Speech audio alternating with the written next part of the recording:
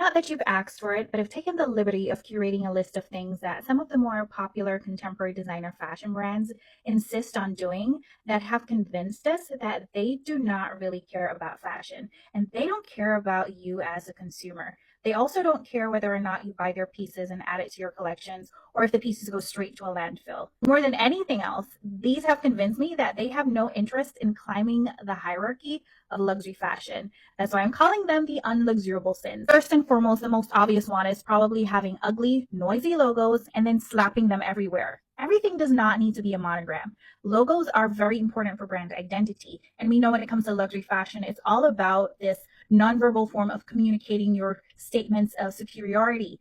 So to have ugly logos and put them everywhere, it really degrades the value of your brand in the public's eye. And I think one of the driving factors towards 2023's sudden interest in quiet luxury was the fact that people were getting tired of seeing these ugly, ugly logos every single wear. That's why they were leaning more towards no logos. We don't want to see it anymore. Of course, that leads into a lack of brand identity. A lot of the more luxurious brands, they have a particular aesthetic. They're known for a particular thing, and therefore they have a particular target audience that will continue to be loyal and support them and will rave about them no matter what. A lot of these brands don't have any identity. They're not known for anything, except for some who I will not call the name, but we all know their brand identity is knocking off everybody else's designs. One of the most common practices they engage in that loses them this brand identity is having too many diffusion lines. Diffusion lines were supposed to be daughter or sister lines of the main brand. They were supposed to be a way for the lead or creative designers to step outside of the brand's known aesthetic and identity and just play around a little bit. But then it became a cash grab thing where we're just going to keep making different branches of or one brand.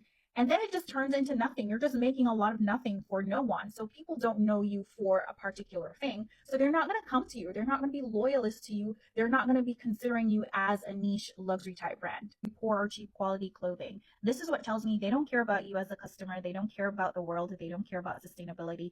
They do not care if these items do not make it more than a day or two in your collections because they just want your money. We're already struggling with the brands that are marketing themselves as luxurious with high quality. They're giving us poor quality things. So why are we having to struggle with you guys giving us literal threads that are falling apart? It's horrible. Social media and influencer marketing has been around long enough for these brands to know who are the best influencers to use. Yet they keep going for A-list celebrities to market their items.